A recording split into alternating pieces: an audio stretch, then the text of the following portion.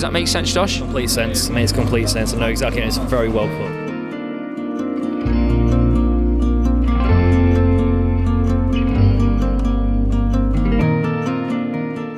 I want to also ask you, what do you think happens after somebody dies? It's a very good question. You have, how long have you got? This has been like I think about this quite a lot. So when someone dies, what happens? Yeah, right? Yeah, that's what I'm asking. Just obviously going off the back of that last question of somebody giving their life. What happens following that? I would like to think that we all meet up and say, hey, went all right, didn't it? You know, but I don't know whether or not that does happen. I'd like to think it does, and I think that's what keeps me going. But okay, so you think there's potentially something after, but you're not sure? Yeah, I'd like to think that. But whether or not that happens is, well, no one knows, do they? No one knows, and I think that's what faith is, isn't it?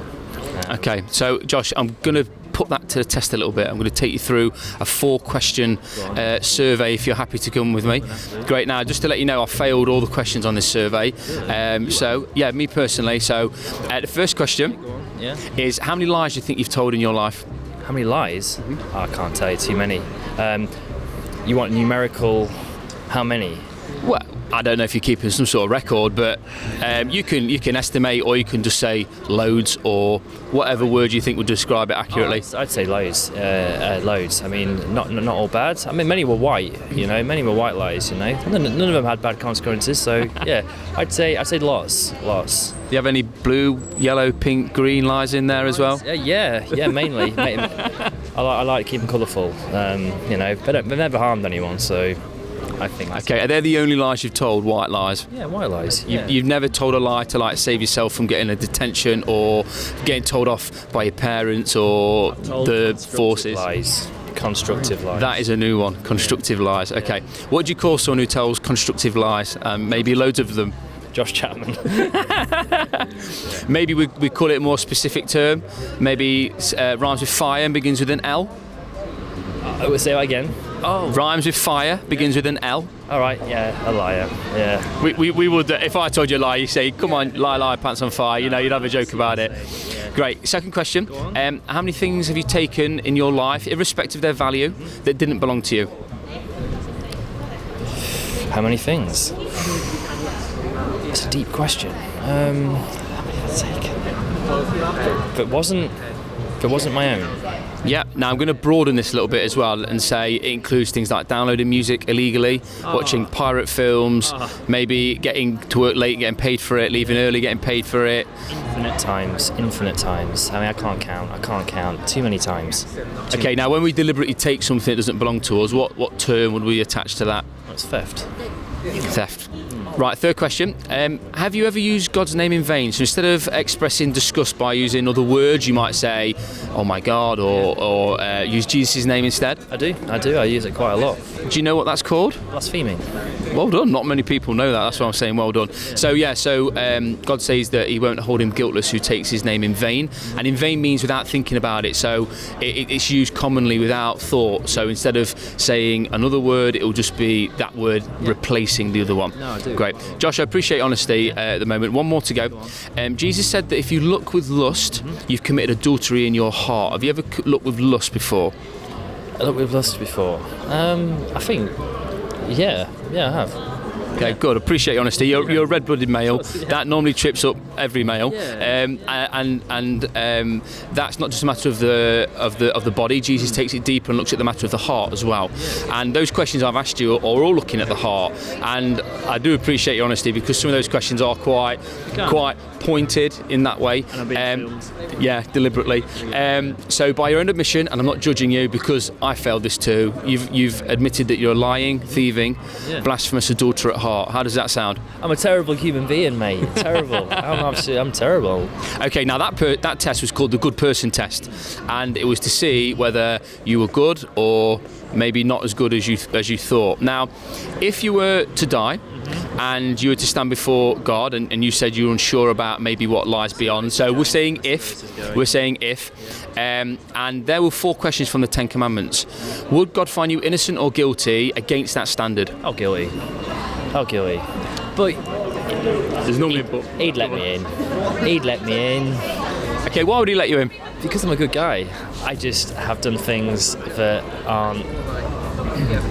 I'm not doing anything serious. I've just pushed him a little, and he'll let me in. He'll let me in. So you're saying that what you've done is not too bad, and what you've done is more than enough to account for the things you've done bad. Agreed? That's true. I agree. I've been told he's very forgiving. So, God is very forgiving. However, God is also just. So what I'm going to do is just put what you've just said then into a bit of a courtroom analogy. So we're going to say that God is the judge, and God knows all things, past, present, and future, and he can see our thought life and the things we've done with our hearts, and also the things we've acted out as well. And if you were to have stolen a car, joy-ridden it, and smashed it up and burnt it, and you said to the judge who's passing the sentence, "Judge, I've only ever done that to one car. The rest of my driving licence is clean. I've always paid my insurance, MOT, never had a speeding ticket." If the judge was to turn around and say, "Josh, that's a great point. I'm going to let you off this crime because of the other good things that you've done," how would you view that judge? I'd do it again. Or you'd think the judge was lenient. Yeah, lenient. Okay. Let's just flip it a little bit and say I'm the one who stole your car and did those things to it, and the judge let me off because of my credible record. How would you view the judge? Not a good guy. Yeah. You'd probably say he's corrupt, and you'd say I want a retrial because that's not the right outcome to what's happening. You agree? I totally agree. So God looks at our life like that. As hard as it sounds, God looks at our life like that. That all the things that we've done, the way that we've acted, the bad things, the way that we've lied and stolen and used His name in the wrong way, because He's just and holy and perfect, He requires those things to be paid for and accounted for. And so, unfortunately, you're like the rest of us, and you're not good, and I'm not good, and no one's good, because we haven't kept that standard of the Ten Commandments. And the truth is that if God did judge us by the Ten Commandments, He would find us guilty, and because He's a good judge, He'd have to enact justice, and that means He'd have to send us to His prison, which is called hell. Now, does that concern you, that if you died tonight and God gave you justice, that you would end up in hell? It's a scary thought, but then again, who's to say hell exists? You know? Okay, now we are saying if. So we are saying if here. All right, okay, yeah, so it's not a good scenario. It's not good to be in that sort of situation. It's not, is it? And even if there's a potential that could happen, that should give us concern. Now, Josh, I'm not here tonight just to condemn you and say you're as bad as your heart's as black as your t-shirt and anything like that. I'm here to say there's good news, because God is rich in mercy as well. He's just, but He's rich in mercy, and it's how does He reconcile those two things? And He did that in a specific way. And this is the thing about Valentine's Day I really want to get to. Do you think you know where I might be going with this? I do go. Go on, tell me what you think. So you're on about in terms of all the things I've done and what Jesus and God is, and what it's all about, sort of love and forgiveness is what you're saying. Is that right? Yeah, you're sort of on the right line. So we spoke earlier about the greatest act of love being how people lay down their lives on behalf of others. Yeah. And 2,000 years ago, Jesus did exactly that. He came as a man, fully God, fully man, and He lived the perfect life that we can't live nor can live. So he gave His life. And He willingly went to the cross. And what happened there is a legal transaction. Jesus paid for the debt of sin. So there's a price that needs to be paid, like the debt in the courtroom. Jesus stepped in and paid our fine on the cross by dying, because He was perfect. And then 3 days later He rose again. Yeah. And He says that anyone who trusts in Him and asks for forgiveness and are sorry for the things they've done, they'll receive His goodness. So that means that God will not look at you anymore or me anymore as He ought to, as someone who's lied and stolen, somebody who shouldn't be before Him or let into heaven. Instead, He sees what Jesus has done, and that takes our place. We almost swap places with Jesus.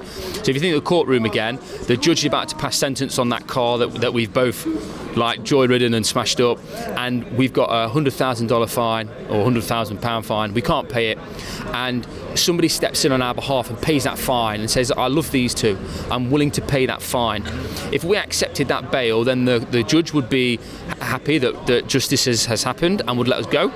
If we were to reject that fine, reject the bail, we'd have to take the fine on our own steed and pay for it ourselves.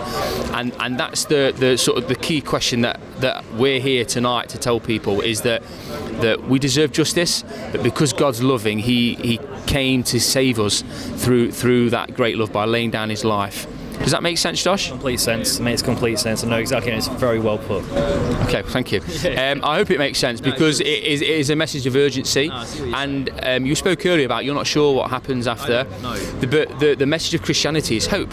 And there's hope. There's hope in that there was a Saviour who came, a Saviour who came with a purpose, and that purpose was to save people for eternity in heaven, so that when this life does finish, because this life isn't everything, and we can see that through the pain and the suffering and the madness that sometimes seems to rage in this world, that there's hope that one day all things are going to be restored, that there's almost this world's on a crooked line, and one day the line is going to be brought back straight again. And Jesus said that he's going to come back again, and he's going to come back not as someone willing to die next time. He's going to come back as a judge, and he's going to come back to judge the wicked and come back to judge all men. And so my sort of last question is, what are you going to do with what I've said to you, Josh, tonight, do you think? I'll take it on board. I mean, I've always been curious of it. I mean, I've never, ever said that I'll never sort of, what's the word? I've never cast it off and never thought about it. I think about it all the time. I mean, this might be one of those things which was meant to happen, and I'm meant to sort of think about it. So no, I always think about it. I'm not going to ever say it's not for me, but I've got an open mind, put it that way. That's good. Have you looked into this type of thing before a lot, or is it just something you've sort of thought about? I've thought about it quite a lot. Yeah. Have you looked into it a lot at all? Have you done research around these types of things, or is it something you've sort of thought about? No, I've thought about it quite a lot. I've done research into it, kind of. I just feel like I've exhausted it, but I'll never ever sort of stop being open to the possibility that it could all be real. Okay, good. That's a great attitude to have, and I commend you for that, which is amazing. But I would also want to say that I want you to think about, what would you be willing to go to hell over? Like we spoke earlier about all those things that we've done in our state before turning away from our sin and saying sorry and trusting in what Jesus has done. That our lives were holding on to things that we're willing to go to hell over. So I want to leave you with that thought of what would you be willing to risk eternal hope and security and peace in heaven with God for keeping in this life. And if you think about it in a plane, if you're in a plane and the plane's burning, you don't believe in a parachute and jump out. You've got to put that parachute on, don't you, and believe in it. And that's what it means to trust and have faith, is you put on belief in Jesus and you hold on to it. And so I want to encourage you to research more. We've got some materials to give to you free, and I want to take them away with you and watch them. There's some DVDs and stuff in there that I'd like you to watch and to think about this more. And we can carry this conversation on off camera if you've got any additional questions or anything. But I appreciate your time. Thank you very much. Apologies for the cold hand, and thanks for your time, Josh. No worries, mate.